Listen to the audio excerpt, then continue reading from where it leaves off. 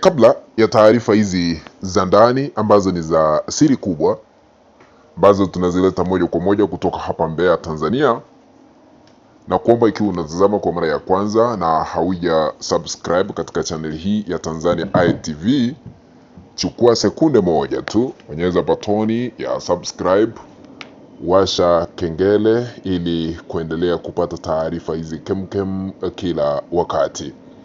Cha kuzingatia, yeyote ambaye anatazama hii kanda, bonyeza alama ya like na karibu.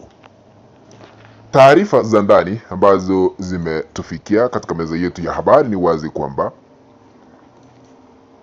rais ambaye ni katili anadaiwa kuwa muuaji mkubwa katika Afrika hii Mashariki, Samia Suluhu Hassan, anadaiwa kutuma wauaji ambao ni wa kutoka taifa la Mexico ili kumuua mwanaharakati wa haki ama wa kutetea haki za binadamu Mange Kimambi nchini Marekani. Taarifa ambazo zimetufikia, Mange Kimambi ameweza kuzingirwa na wauaji ambao ni wa kutoka Mexico kule anakoishi Marekani ili kumuua.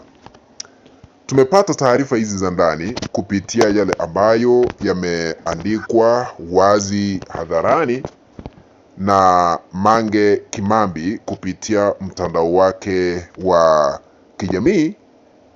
Yeye mwenyewe ndiye ameweza kuandika haya ambayo naenda kuyasoma moja kwa moja. Sasa Mange Kimambi alienda akaandika hivi: takriban dakika 10 zilizopita, watu wawili, mwanaume na mwanamke, walifika nyumbani kwangu. Waligonga mlango kwa dakika kadhaa. Mwanzoni sikuitika, nikitumaini kwamba wangeondoka. Badala yake waliendelea kugonga kwa nguvu zaidi na zaidi. Kwa sababu ninajua maisha yangu yako hatarini na kwa sasa niko peke yangu nyumbani, niliamua kutosogea hata karibu na mlango wala kutazama kupitia tundu la mlango. Mume wangu amekuwa akiniambia kila mara nisifanye hivyo. Aliniambia kwamba kama kuna mtu amekuja kuniua, anaweza kunipiga risasi kupitia mlango, akijua nimesimama nyuma ya mlango. Kwa hiyo nilipaki mbali na mlango na kuwauliza wanataka nini. Walisema wanamtafuta mtu anayeitwa Luis. Nikawaambia hakuna mtu wa jina hilo anayeishi hapa penye nipo. Kisha wakaniomba nifungue mlango, wakidai hawawezi kunisikia vizuri. Nilikataa na nikawaambia wazungumze wakiwa waliposimama. Mara tu niliposema hivyo, wakaanza kuondoka. Nilikimbia haraka ghorofani na kuwarekodi kutoka kwenye roshani yangu. Mwanamke ndiye aliyekuwa akizungumza muda wote. Mwanaume hakusema hata neno moja. Kama nilivyowaeleza hapo awali, serikali ya Tanzania imewaajiri makundi ya wahalifu wa Mexico, Mexican cartels, ili kuniua. Leo nikiwa peke yangu nyumbani Mexico, wawili walifika kwenye mlango wa nyumba yangu. Taarifa zote zinawasilishwa kwa FBI. Ikiwa chochote kitanitokea, uchunguzi unapaswa kuanzia hapa.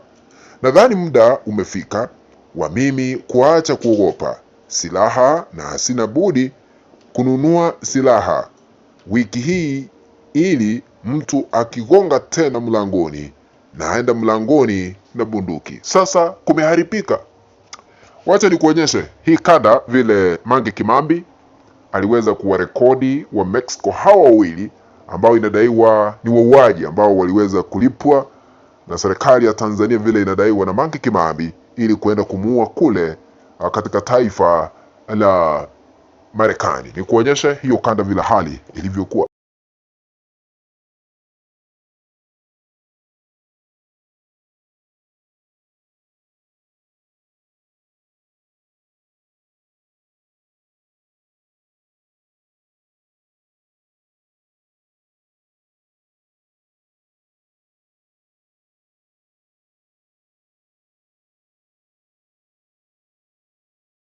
Umeweza kushuhudia wewe mwenyewe vile Mange Kimambi aliweza kuzingirwa na wakora, wahuni, wezi, wauaji ambao inadaiwa walitumwa kumua Mange Kimambi. Ukumbukwe ya kwamba Mange Kimambi amekuwa katika mstari wa mbele kwa muda mrefu kuilaumu serikali ya Tanzania ambayo inaongozwa na Samia Suluhu Hassan. Amekuwa akifichua siri kubwa ambazo zinaendelea katika serikali yake, huku akikataa uwepo wake Ikulu kama rais, kwa kile ambacho anasema ya kwamba Samia Suluhu Hassan aliweza kujichagua, kujitangaza na kujiapisha kuingia mamlakani pasipopigiwa kura vile inavyostahili.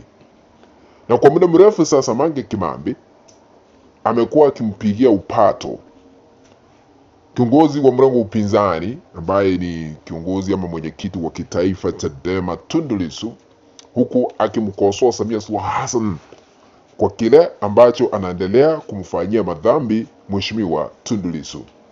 Siri nyingi za serikali, iwe ni kupitia vyombo vya dola ama kambi mbalimbali za kijeshi, Mange Kimambi huwa anapata ripoti kabla ya mambo kupasuka ama kujulikana wazi kwa watu wengine kama sisi wa Tanzania.